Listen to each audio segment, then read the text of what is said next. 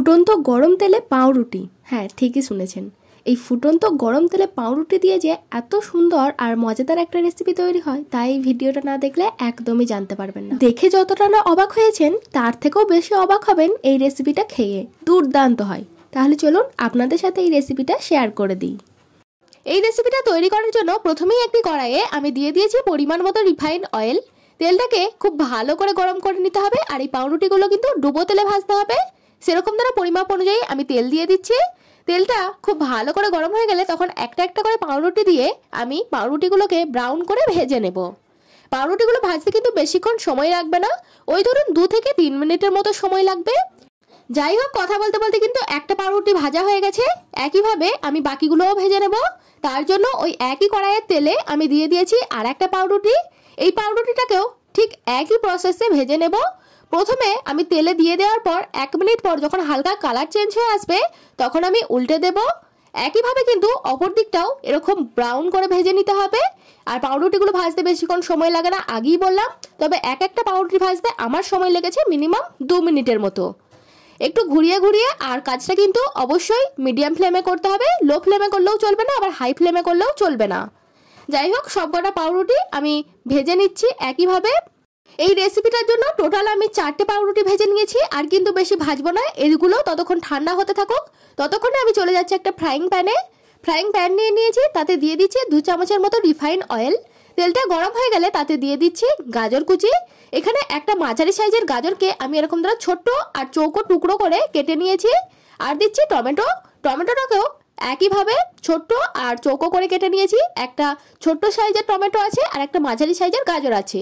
এরপর টমেটো আর গাজরটাকে হালকা নাড়াচাড়া করে নেওয়ার পর দিয়ে দিচ্ছি হাফ চামচের একটু কম লবণ, যাতে তাড়াতাড়ি গাজর আর টমেটো সেদ্ধ হয়ে যায়।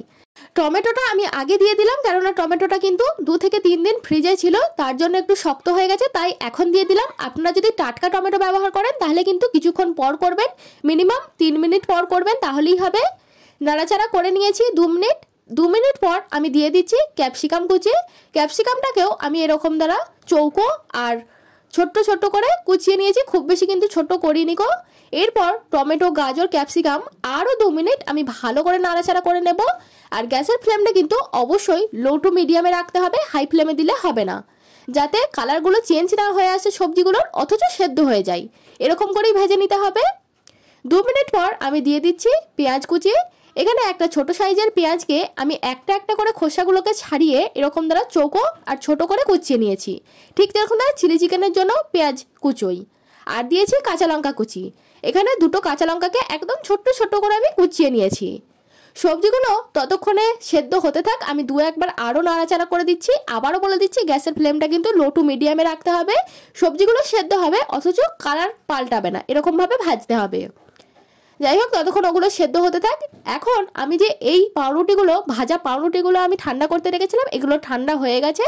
এরপর এই পাউরুটিগুলোকে আমি ভেঙে নিচ্ছি, ছোট্ট ছোট্ট করে টুকরো বার করে নিচ্ছি। খুব বেশি কিন্তু ছোট করলেও চলবে না, আবার খুব বেশি বড় করলেও চলবে না। আপনারা দেখেই বুঝতে পারছেন আমি কীরকম দ্বারা সাইজটা রেখে পাউরুটিগুলোকে আমি ছিঁড়ে নিচ্ছি। সবগুলোকে টুকরো টুকরো করে নিয়েছি। এরপর চলে যাচ্ছি আবারও সরাসরি প্যানে। এতক্ষণে কিন্তু সবজিগুলো সেদ্ধ হয়ে গেছে, দেখিয়ে দিচ্ছি দেখুন। সবজিগুলো পুরোপুরি সেদ্ধ হয়ে গেছে, আর কালারটা কিন্তু চেঞ্জ হয়নি। এই পর্যায়ে আমি দিয়ে দিচ্ছি 1 চামচ টমেটো সস, আর দিচ্ছি সয়া সস। প্রথমে দিচ্ছি হাফ চামচ, আবার পরে দিচ্ছি হাফ চামচ, টোটাল 1 চামচ। অর্থাৎ 1 চামচ সয়া সস আর 1 চামচ টমেটো কেচাপ দিচ্ছি। আপনারা চাইলে কিন্তু এক্সট্রা সসও ব্যবহার করতে পারেন, তবে আমি এই দুটো সসটা দিয়ে কাজটা চালিয়ে নিচ্ছি। এরপর সসের সাথে আমি সবজিগুলোকে একবার ভালো করে নাড়াচাড়া করে নিচ্ছি। আর এখানে কিন্তু এক্সট্রা আর কোনো লবণ বা নুন আমি দিচ্ছি না, কেননা সয়া সসে কিন্তু লবণ থাকে। রেসিপি কিন্তু প্রায় তৈরি হয়ে এসেছে, একদম শেষের পর্যায়ে চলে এসেছে। মোটামুটি এগুলো এখানে টস করা হয়ে গেল। এরপর এই সবজির মধ্যে আমি দিয়ে দেব টুকরো করে রাখা পাউরুটি। আর আগেই বললাম যে এই 4টে পাউরুটি থেকে মিনিমাম 3 থেকে 4 জনের মতো খাবার, একদম পারফেক্ট এই মেজারমেন্টটা। এরপর আমি পাউরুটির উপর থেকে ছড়িয়ে দিচ্ছি 1 চামচ চাট মশলা। চাট মশলাটা দেওয়ার অবশ্যই চেষ্টা করবেন, এতে স্বাদটা দ্বিগুণ বেড়ে যায়। এরপর পাউরুটির সাথে সবজিগুলো একটু ভালো করে আমি নাড়াচাড়া করে নিচ্ছি। আর নাড়াচাড়া করে নিলে কিন্তু এই রেসিপিটা একদম তৈরি হয়ে যাবে। তবে আরেকটু স্বাদ আনার জন্য আমি দিয়ে দেব 1 চামচ চিনি। চিনিটা দেওয়ার চেষ্টা করবেন, তবে যারা পছন্দ করেন না তাদের দেওয়ার দরকার নেই। যাই হোক বন্ধুরা, রেসিপি কিন্তু এখন একদম তৈরি হয়ে গেছে। তো বন্ধুরা, আমার এই রেসিপি আপনাদের কেমন লাগলো আমাকে অবশ্যই জানাবেন। ভিডিওটি ভালো লাগলে লাইক করবেন, আর চ্যানেলে নতুন হলে অবশ্যই একটা সাবস্ক্রাইব করে পাশে থাকবেন এরকম নিত্য নতুন রেসিপি দেখার জন্য। পরবর্তী আবার একটা নতুন ভিডিওর সাথে দেখা হবে। ততক্ষণ পর্যন্ত ভালো থাকবেন, সুস্থ থাকবেন। ধন্যবাদ, টাটা।